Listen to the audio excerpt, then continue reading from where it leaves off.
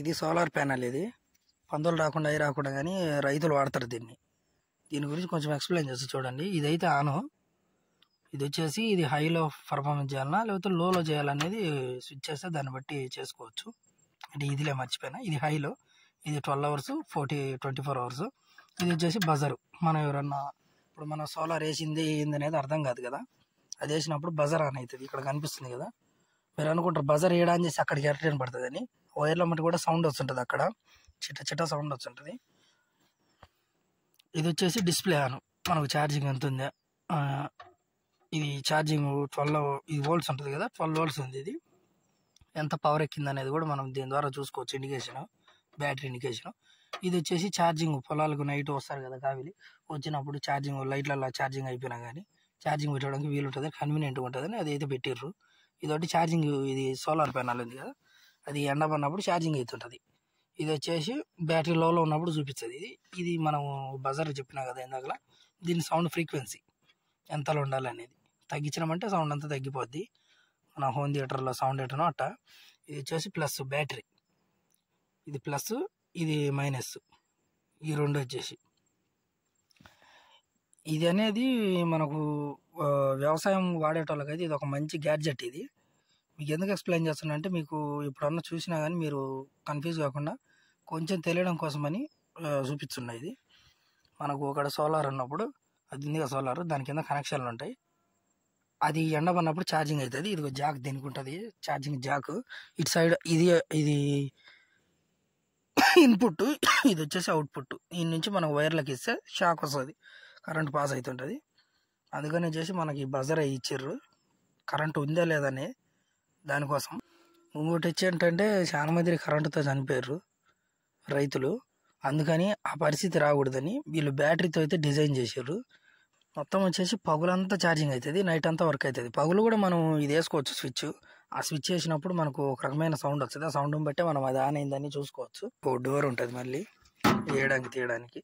దీనికి ఒక తాళం, అదే మనకు మన వరకు ఉండేటట్టు మనం దీనికి తాళం వేసుకొని మనం లాక్ చేసి ఎవడు ఓపెన్ చేయకుండా కన్వీనియంట్గా ఉంటుంది. కొంచెం వర్షం పన్నా కానీ లోపల బోర్లు అయితే తడిచిపోకుండా ఇది ఒక మంచి ఐడియా. కాకపోతే ఇది కొంచెం ఏడన్నా కర్రకు కానీ ఏదన్నా పోల్ టైప్ ఉంటుంది కదా, ఆ పోల్కు పెట్టుకోవడం బెటరు. ఇట్లా పెట్టకూడదు, కింద పెట్టకుండా కొంచెం హైట్లో పెట్టాలా. తెలియని వాళ్ళు పట్టుకున్నా కానీ షాక్ వచ్చే అవకాశం ఎక్కువ ఉంది. అందుకని మీరు ఒకవేళ పెట్టే పంట అయితే ఈ కింద అయితే పెట్టగరి, పైన పెట్టిదే గరి. పొలం కనిపించింది కదా, ఇదంతా దీని చుట్టూరంతా ఉంది. ఇక్కడ ఏంటంటే కొండ, అన్ని జీవాలు వచ్చుంటాయి. ఏంటంటే పందులు, అటు పోతే ఇంకా అడవి జంతువులన్నీ ఇటు వచ్చుంటాయి పొలాల మీదకి. అందుకని వాటిని కూడా అవి చచ్చిపోయేంత పోవు. కాకపోతే కొంతవరకు అవి భయపడతాయి రాకుండా. పందులు దాని వాసన చూసి కూడా పసిగడతాయి అంటారు. పందులకు కూడా చంపేంత రావు కానీ భయపిస్తుంది తగలకుండా. అందుకు ఈ చేను చుట్టూరు అయితే రైతులు వాడతారు. ఇది నేను వీడియో ఇంతకుముందు చేద్దాం అనుకున్నా, ఎక్కడన్నా దొరికితే చేద్దాం అనుకున్నా. ఈరోజు నీళ్లు కడుతున్నా కాబట్టి అందుకు చేసిన, మేము మొత్తం ఎక్స్ప్లెయిన్ చేసిన. దీనికి వచ్చేసి ఇటు సైడ్ అవుట్పుట్ అని చెప్పినా కదా, ఆ రెడ్ది వచ్చేసి మెయిన్, అది దానికి కనెక్షన్ ఇచ్చారు. దానికి కంచె ఉంది కదా, కంచెకు అదొక్క కనెక్షన్ ఇచ్చారు. ఇంకా అదే మొత్తం ఒక 16 ఎకరాల దాకా ఇబ్బంది ఉండదు. దీని వరకు చిన్నదైనా ఇంకొంచెం పెద్దవి కూడా ఉంటాయి ఇట్లా మోడల్లో, అది కొంచెం పవర్ ఎక్కువ ఉంటుంది. 16 ఎకరాల వరకు మేనేజ్ చేయగలదు ఇది, అంత కెపాసిటీ దీనికి ఉంది. పోతే మీకు ఒకసారి ఆన్ చేసి చూపిస్తా చూడండి. ఇది చూపించాలి కదా ఇందాక డిస్ప్లే చూపించినట్టున్నా, ఒకసారి ఆన్ చేస్తా, సౌండ్ వినరు మీరే.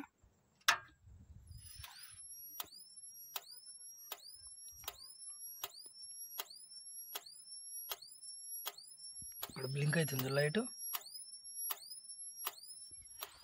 అది దీని పనితనం.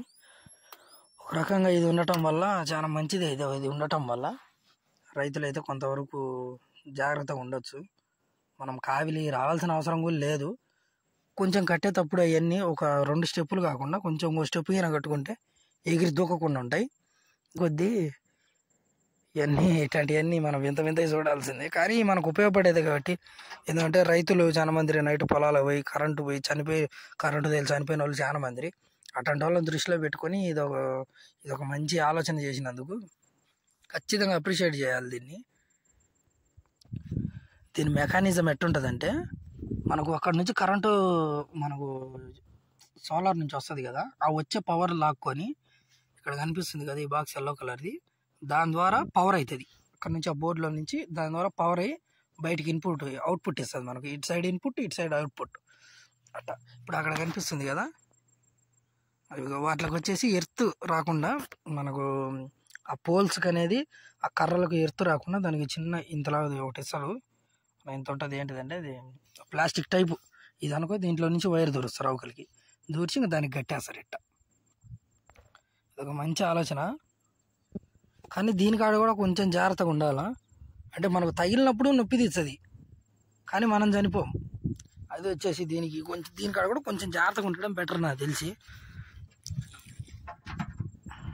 ఇదొకటి, ఈ తాళం ఇక్కడ పెట్టేస్తారు. ఇది సోలార్ ప్యానల్.